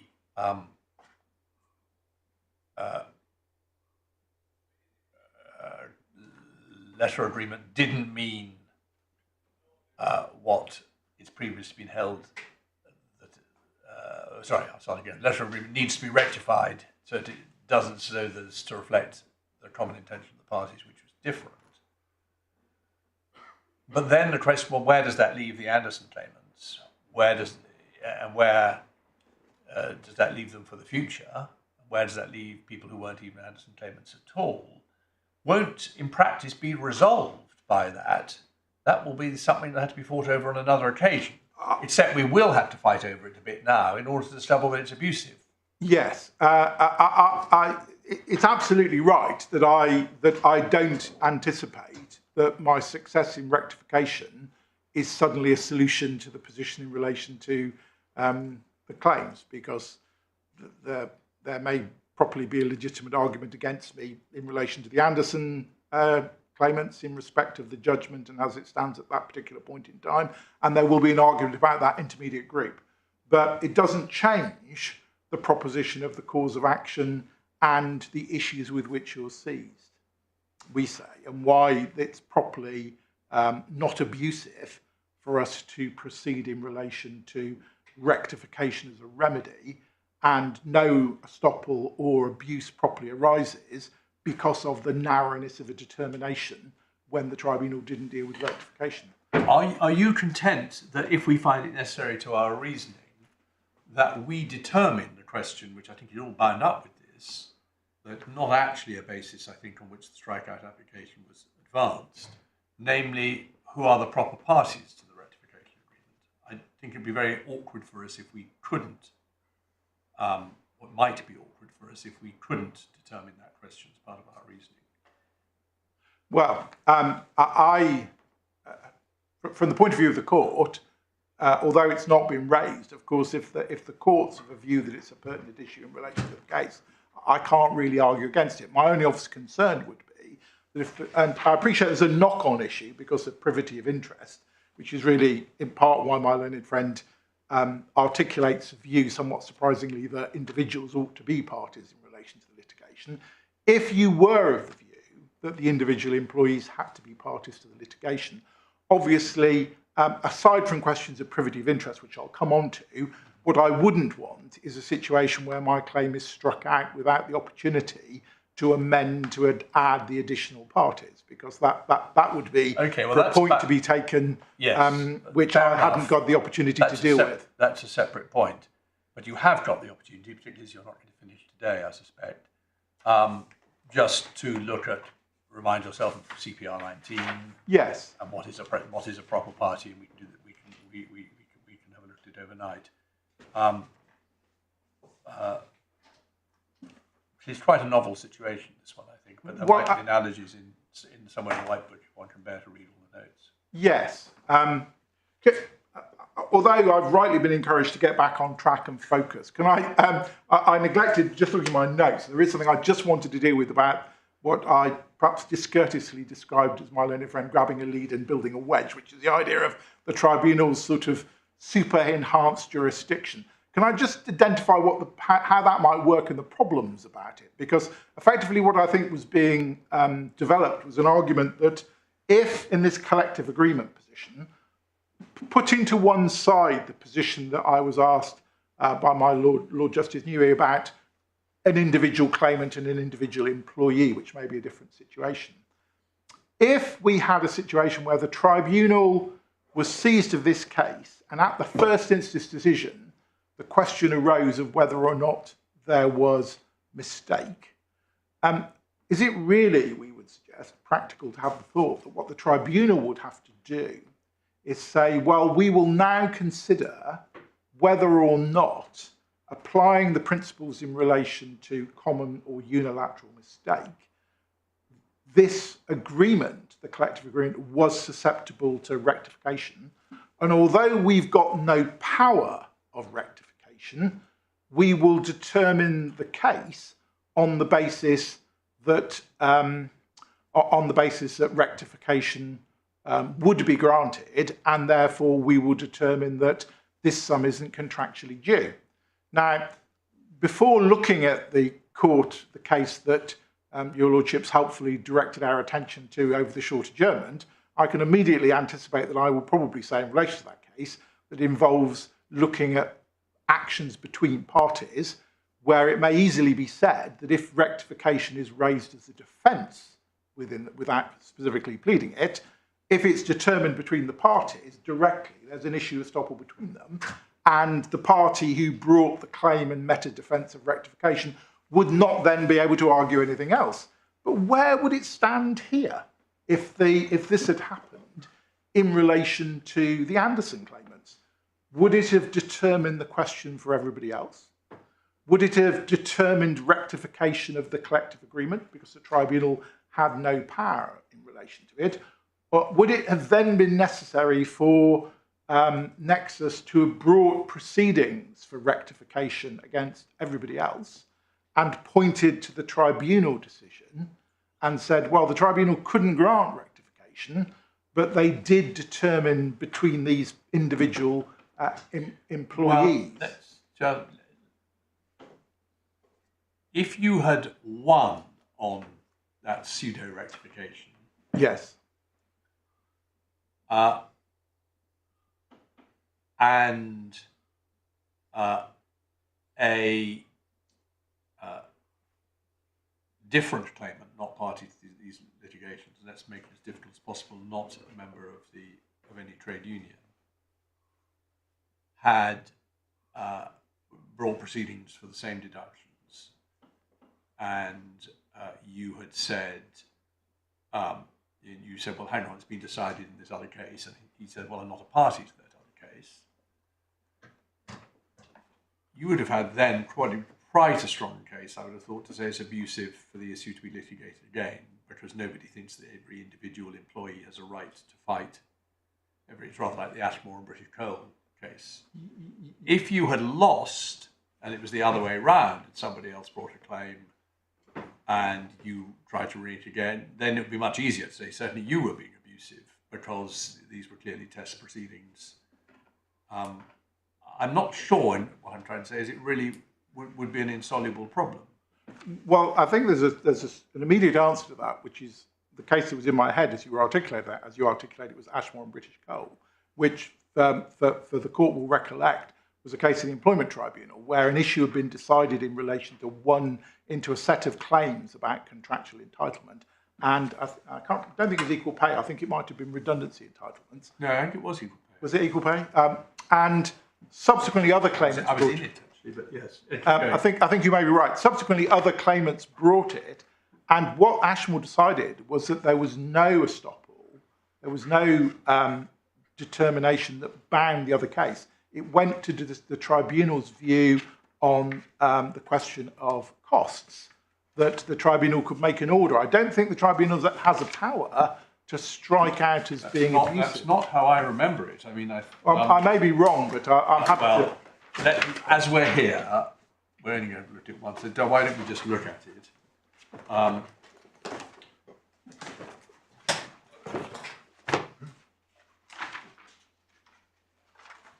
Sorry, I've forgotten that it was in the bench roll. It is. It's tab 13.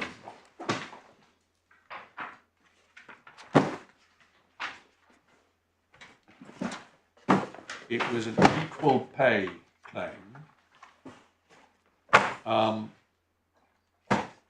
And there, it was perhaps different, but maybe not, in that there was a structured way of determining test cases, lead cases, not test cases in the formal sense under the White Book, but lead cases. And sample cases were chosen, and the claimants lose, and another one pops up and wants to have the whole thing started again. It's between F and G. The applicant sought to proceed with her claim and applied for the stay to be lifted. She was in the same position as the other. She'd worked with the same comparator. And it was struck out, held dismissing appeal. Categories of conduct rendering claim and abuse were not closed, depending on all the relevant circumstances of the particular case, public policy and the interests of justice being very material considerations, whereas sample cases have been selected to enable the tribunal fully to investigate and make findings on the relevant evidence. Relitigation of the same issues, being analogous to a collateral attack, would defeat the purpose of sample selection, be contrary to the interests of justice and public policy, and I don't think we need any more, except to see that the juniors on both sides are now members of this court. Now, it's clearly not. It was clearly a stronger case because of the sample case background, but I would have thought there might well be an argument that in circumstances where proceedings have been brought clearly being understood to be a test case, unsuccessful claimant who didn't like the outcome couldn't have another bite of the cherry, or not another bite of the cherry, they haven't had it, but still couldn't try again. And I have to know, the solicitor for the claimant thought it was an outrageous outcome because she'd never had a chance to put her arguments. But the Court of Appeal said, tough. I think I apologise. I think I'm confusing two things in my memory, and I absolutely acknowledge that Ashmore, which dealt with test cases where there was a contemplation of it being a lead test case, which I know subsequently led to my lordship's redrafting and inclusion of a specific provision in the Employment Tribunal rules in Rule 36, which I think dates back to your lordship's work. I think it dates back before then, actually. But anyway, let's not go down that. I was really I was exploring your point about how would this ever be sorted out for the other for the people who weren't parties to if this had been taken in the Anderson litigation. Yes. How would it have affected claimants or employees who weren't parties to that litigation? And I was saying, well, if you had lost, it would almost certainly been an abuse for you to run it again as the defence in proceedings by other claimants, other employees who became claimants, more difficultly, but it might also be difficult for another claimant to try and go behind your victory. Yes. And Ashmore, that's the context in which I was referring to Ashmore. It's not, I think we can park all this and think about it. Why don't we get back to the submissions, yes, or structured submissions? Is there anything more you want to say by way of intro? No, and I apologise it's taking so long. No, it's not your fault. Ours just as much. Can I revert to the skeleton argument? And our skeleton argument begins at page 51 of the core bundle. And we have a slightly different structure in that we take an initial point about privity of interest. And I don't really disagree with my learned friend's categorisation. One of the slightly odd things, and you may observe, yet counsel seem to be able to talk for such a long time about it, is that actually if one steps back in this case, the actual factual structure isn't in dispute. And broadly, as apparent from the skeleton arguments, we're not really an issue about the underlying legal principles. We're really an issue about how they actually are applied to this particular difficult case. There is a small distinction, I suppose, which we regard as being important about this concept of privity of interest. Because we say that privity of interest is actually quite a narrow concept, aligned to the core concepts of privity of blood, privity of title, or privity of interest. In our skeleton argument at page 53, paragraph 8, we don't need to go to Carl Zeiss stuffing Rayner because that just articulates the need for privity of interest. And privity of interest is true both for cause of action estoppel and issue estoppel. And I acknowledge it doesn't apply in the same way in relation to the general abuse argument, which may be where we nearly have the interest argument possibly arises. But for the purposes of issue estoppel and cause of action, it's necessary. And we have a small passage from Holsbury's Laws of England, but obviously I'm going to take you to the authorities. And the relevant interest here is the existence of privity of interest in that wider context. But we draw some support by looking at the examples in Holsbury's Laws of England of what are considered to be those with a privity of interest. And one can see that it's a relationship where there is an alignment of interest in a legal sense. So the example, it's an example that's given in Carl Zeiss, is there would be a privity of interest if I, as an employer, got my servant to bring litigation in order, to use an old term, I had an employee on my behalf to bring litigation and then chose to bring the litigation on my own behalf because they were effectively my agent in relation to that particular exercise, and there would be a privity of interest. And one can see a similar concept with the idea of a landlord and a tenant, where both of them might have a common interest in pursuing litigation about, say, a nuisance that was affecting the property. The landlord having an interest that reflected the longer interest in the property, the tenant having an interest which reflected the immediate rights of occupation.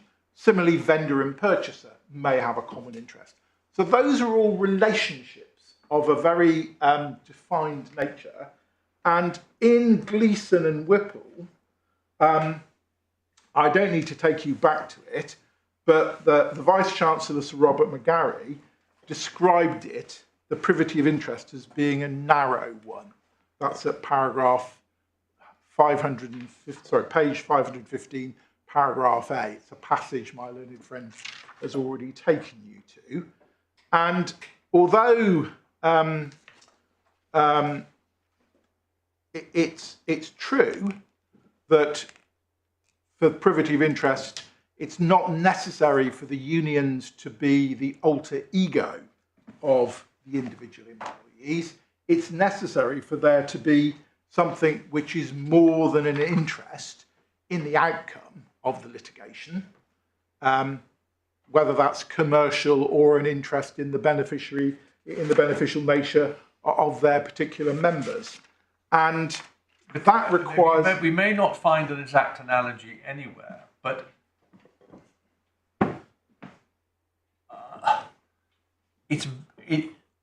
although I think it's established that when a union collectively bargains for its members, it's not doing so as their agent.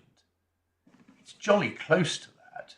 It is doing so knowing that the effect of what they negotiate will become contractual terms, and their only interest in it is in order to determine.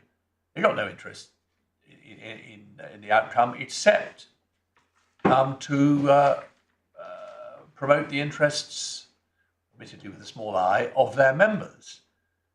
It's jolly, isn't that enough? That ought to be enough, wouldn't it? Well, we would say, looking at the way the law has evolved, and the cases, and in particular the helpful summary in Resolution Chemicals, which I'll just come on to briefly. Yes, certainly. It's not enough that they, as an organisation, act on behalf of their members with an interest in negotiating collectively on their behalf to protect their interests. Can I just probably irrelevantly turn it round a moment? You litigated the Anderson proceedings And suppose you'd won. Yes. So you get a determination from the tribunals and then the Court of Appeal that the collective agreement is to be construed in a particular way. Would that have been binding on someone who wasn't a union member?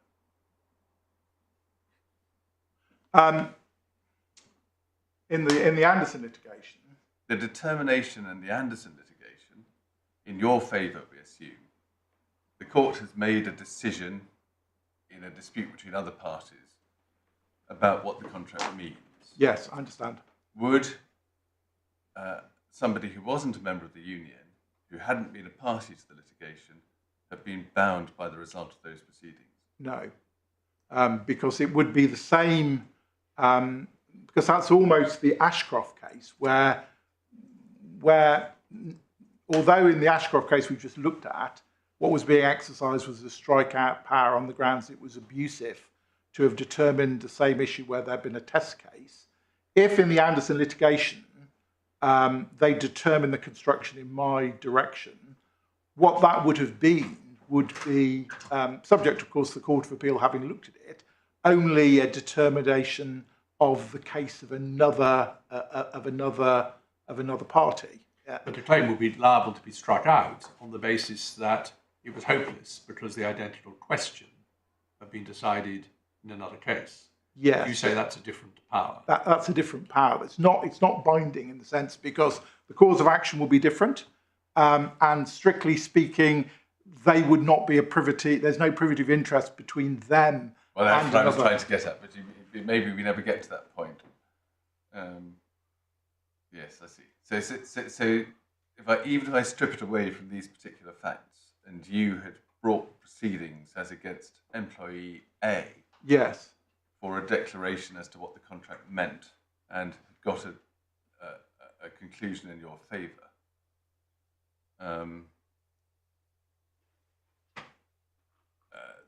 then, as my lord says, on ordinary principles, that might in some fashion have been binding, regardless of the connection between the parties. But at any rate, trying to get to the punchline, you say, well, that it wouldn't be binding on a privity of interest basis. No. What I would have wanted to do, let's suppose that this case had evolved in a slightly different way, so that the dispute had arisen and I had started declaration proceedings as to what the document meant. Although my learned friend, Lord Hendy, would say, well, it's not legally enforceable, to which I'd say, well, the issue isn't one of enforcement, the question is one of interpretation. I might have started a Part 8 claim and said we need to construe the document as a matter of construction, the letter agreement, and not made any of the employees as a party, and the right party to that litigation would have been the unions, as the other party to the Part 8 claim. So just trying to get to something that might conceivably raise my question, but I suspect it doesn't. So suppose you had indeed brought proceedings for a declaration as to what the collective agreement meant with the unions as the defendants, and had got a ruling in your favour as to what the collective agreement meant. Would that have been binding on all the employees? Yes, because that then has become, by their agreement, effectively on the terms, their contracts of employment agree that their terms and conditions are governed by the collective agreement. So they say the collective agreement doesn't mean that. So be it, a court has said it means something, but we weren't parties to that. We're not bound by that. We can relitigate the point. Well, I'm sorry. No, I don't want to. It would be binding, but not quite in the sense that we've been looking at now. It wouldn't be binding because of any privity relationship. It would be binding for the different reason, this is your analysis, that they had agreed in their contract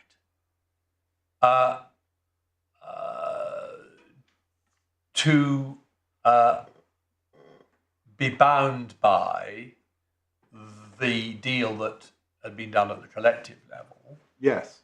And that necessarily means that if a decision is taken between the parties, in action between the parties at the collective level as to what it means, they're stuck with that. It Yes. says it were implicit in the clause in their contract of employment says, our terms or whatever is agreed collectively. Yes, because That's the way it works on your analysis. because what they've agreed to when they enter a contract that says my terms and conditions will be determined collectively by the union, they have submitted to the determination of the unions negotiating on their behalf, and it would follow whatever they've agreed properly construed between them and the employer. This is getting very irrelevant, so I'll shut up. But I wonder whether the latter stage necessarily follows.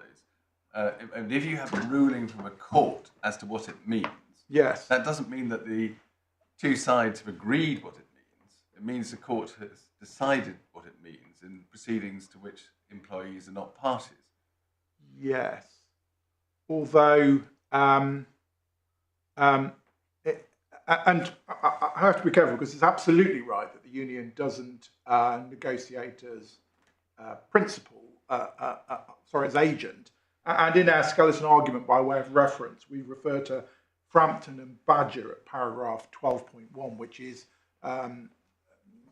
Mr. Justice Elias, as he then was as president of the AT, where in that case, he looks at the nature of collective bargaining. Oh, that's very helpful. Yeah. It's paragraph 30 in that judgment, is at page 55, paragraph 12.1. He has a little summary and says that the accepted propositions are that they don't end up bargain as agents. So I'm conscious that I obviously never depart from that because that's my primary proposition. But it is true that the employees have accepted that they will be bound by what the union says. And if there were proceedings for declaration between the employer and the union, both the employer and the union would be saying to the employees, this is what your contract actually means. And so it's not binding in a literal, I never depart from that I wouldn't say it's binding in a res judicata type of way. It's binding for the practicality that the employees have submitted to have their contracts determined by a collective process to which the union and the employer are party, but they are not. I'm writing down the employees will be bound in that case, not because of any form of res judicata to which they are privies, but because it is a necessary implication of their agreement to incorporate the results of the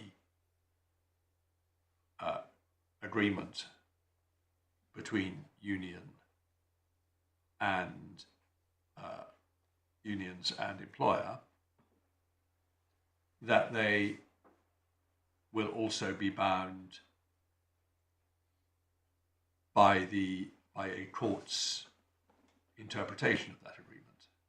Yes, and in a sense, what the court is doing is determining what the parties have agreed. In the same way as if, forget the declaration, imagine that this had become part of the terms of, imagine the letter agreement here, and in, as we say, the reality, the union knew that it didn't include overtime in the calculation, and an individual on the shop floor said, well, hold on a minute, look at this collective agreement. I think I should be getting overtime at the higher rate. They turned to the union, and the union said, no, it's not what it means. We and the employer understand and agree that it means X. Well, they're simply caught by the same position, that they've accepted that their contract is governed by the collective agreement. The agreement of the parties as to the meaning, the union and the employer, will be as much of the collective as the document itself. Same position if the court determines it, I say. But we're straying away from litigation. And really my point here is about privity of interest and yes, the narrowness. Privity of it. Your point is, well, I see what your point is, but you've explained it. You've got as far as Gleeson, and you were about to go through your summary of resolution, weren't you? Yes, and I don't need to go back to the case. We obviously pick up the key part of the reasoning is the summary that my lords identified at paragraph 32 in the judgment, where there were three elements that were identified as being necessary for the purposes of privity of interest. The extent to which the new party had an interest in the subject matter of the previous action, the extent to which the new party can be said to be in reality the party to the original proceedings by reason of his relationship with that party, and then C, which reflected the actual facts of that case against this background as to whether it is just that the new party should be bound. And we reformulate that at the end of paragraph 11. Well, before you do that, I did notice when we were looking for, it's a pretty fuzzy test in a way, because it's not whether the new party had an interest or whether the new party was in reality the party, it's the extent to which. Yes. And that suggests that there are no hard boundaries here. You can have an interest, whatever exactly interest means, but it may be a greater or lesser interest. I don't know how, of course, like any decision of the Court of Appeal will have been extremely carefully thought about, but this language of the extent to which has quite broad implications, I think, doesn't it? Well, can I just frame that in context? Because I absolutely acknowledge that one of the things that's identified in the passage and resolution is that the court there declined to specifically define what a specific interest would be beyond the identification of that threefold test, drawing the conclusion, because it is necessary to determine the particular relationship and see whether or not there's a categorization. And I acknowledge that the language of extent and suggests a spectrum, but what one has to look at is what's being articulated, which is where I go back to Holsbury and the dicta that one sees about examples about where that spectrum is, because undoubtedly at one end of the spectrum is I've got an interest in seeing in the result of litigation that may impact upon my commercial. Yes. I've got an interest in seeing a dispute that touches on the rents in Inner Temple. I'm not haven't got a privilege of interest with that outcome, but I'm at that end of the spectrum. At this end of the spectrum is the situation where obviously at one extreme there's a complete alignment of interest where the precise termination, the precise issue rests with me and a co-defendant or a co-claimant, and I've allowed that individual to litigate the battle on my behalf when I should have been a party to it. And then we get this intermediate position, which is really where the court is. Well, I'm focusing on the examples. So the examples one finds are master-servant, you're doing this on my behalf, or trustee and beneficiary. There's a common interest between the trustee and the beneficiary in relation to the nature of matters, or the examples we identified in Holsbury, husband and wife, common interest, landlord and tenant. But they're all much more defined legal relationships between the parties sharing a common interest. So although I don't disagree with the proposition that the language of the Court of Appeal in resolution uses terms which have a greyness about them, and there was a declining to be any more specific, one has to look at that against the context of the examples. And when you look at the examples, you don't find it in the context of the union here, who are acting in the interests of their members, but don't have a financial outcome interest in the outcome, other than that their members will be pleased if they have successfully pursued or achieved a particular outcome in relation to their interest. And of course, one interesting point of here is that there's one group in this litigation who had no interest at all in relation to the test litigation, and that's Unite. They may have very few claimants, but Unite didn't have members who were part of the original litigation group. They were only RMD members. So to that extent, Unite was even more a step away from the litigation, in that they saw the litigation being conducted in relation to an agreement to which they were a party, but had no direct interest in relation to defending all those claims because they weren't being pursued by their members. And ultimately, the only level of interest... Well, not quite like that, is it? I mean, I have no idea what the factual position is, but let's assume the position is that 80% of membership are RMT, 10% are Unite, and 10% don't belong to any union. All that we can get out of this is that litigation was brought by all of that 80% who are RMT members, or a proportion of them, and was funded by RMT. Yes. I don't quite see what's the point you're making about Unite in those circumstances. Well, the point I'm making about Unite is that all that's really prayed in aid for a privative interest is that that claim was brought by RMT members, funded by RMT, Yeah. but it's being relied upon both by RMT and Unite, when Unite didn't even have that degree of interest in relation to those particular claims. So your point is that the logic of any issue estoppel, or cause of action estoppel, is that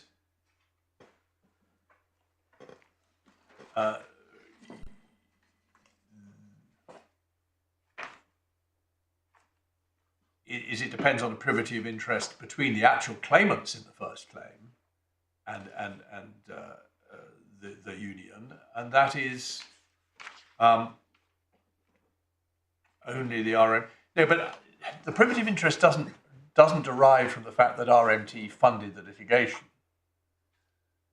and no doubt in practice ran it. The privity of interest is that the litigation was brought in order to vindicate rights which the union had negotiated for them. I'm not quite sure that's how I appreciate that's not quite how the privity of interest has been expressed before, but maybe that is the essence of it, in which case that applies to Unite as well as to RMT. Well, obviously, it's not the way the privity of interest has been expressed before, looking at the skeleton argument, No, but I don't take a point that's properly raised against me just on the basis of the argument. But it is that not to confuse the outcome and with sorry, let me just rephrase that. What I absolutely acknowledge and rely upon is that the privity of interest has to be between the claimants and the respective defendants in this case. If you translate the resolution third paragraph point, it becomes whether or not it's just to hold that the decision to which the claimants were a party is rightly binding in these proceedings where RMT and Unite are parties. And so there has to be that aligned privity of interest between the Anderson claimants and these defendants. And it's true that there isn't, I would say, between them and Unite, acknowledging my lordship's point that maybe there's a way of articulating interest in a different way. But ultimately, all one sees is an interest in the outcome, and the desire to preserve the rights is not the same as an alignment of interest in the sense of the examples which one sees in Gleeson or in Resolution or in the Holsbury's nature. It's not an alignment of interest in a legal sense. It's an alignment of interest in a collective, to use a term political with a small p, that the union is standing and enforcing the rights of its members, albeit they are rights that it's enforced, but that's not enough to be an interest for the purposes of issue estoppel or cause of action estoppel. Now, I mean, I think it makes sense for you to finish the privity point if you can quickly, but maybe you almost have. I think I have, to be frank.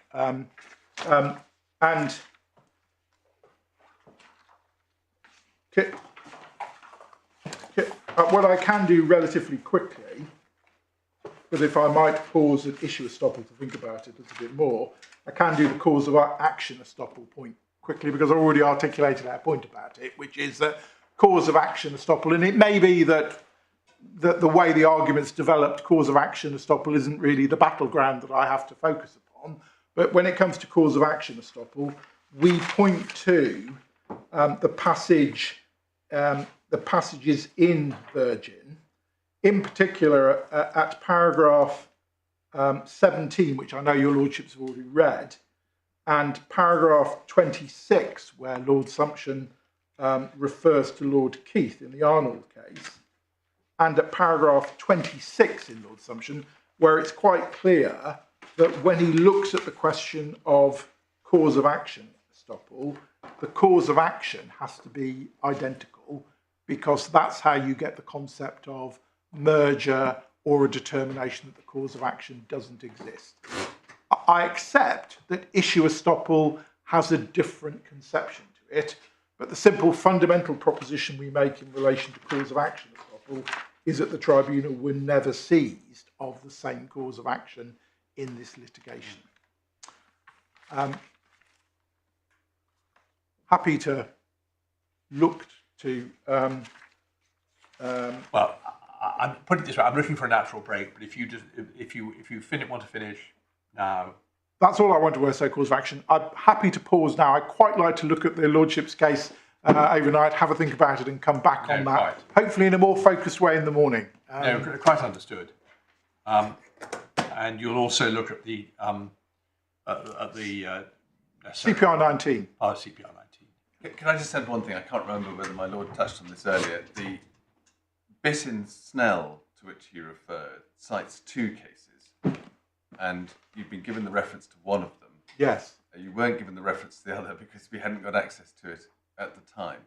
But I dare say we will look it up tonight. Yes. So it might be a good idea to check that one too. Have both available for you tomorrow, just yes, in case. It's in the Law Times, which is yes. a bit more difficult to find, but that's what libraries are for. I think we can get access to that. Whether you can get it online or juniors yes. can get it out of the library. That'd be very helpful. Very well. 10:30 tomorrow. You're, as far as I can tell, I'm sure you'll be a good chunk of tomorrow morning, but probably not all morning, or maybe you will. No, I won't be all morning because we've traversed a lot of ground. So I will. Well, in the end, we have got a 2-day estimate. No, but there's no point spending time on necessarily. I will. I'm pretty confident I will be focused. Don't feel under any pressure, but I just wanted to feel for it. That's fine. Thank you very much.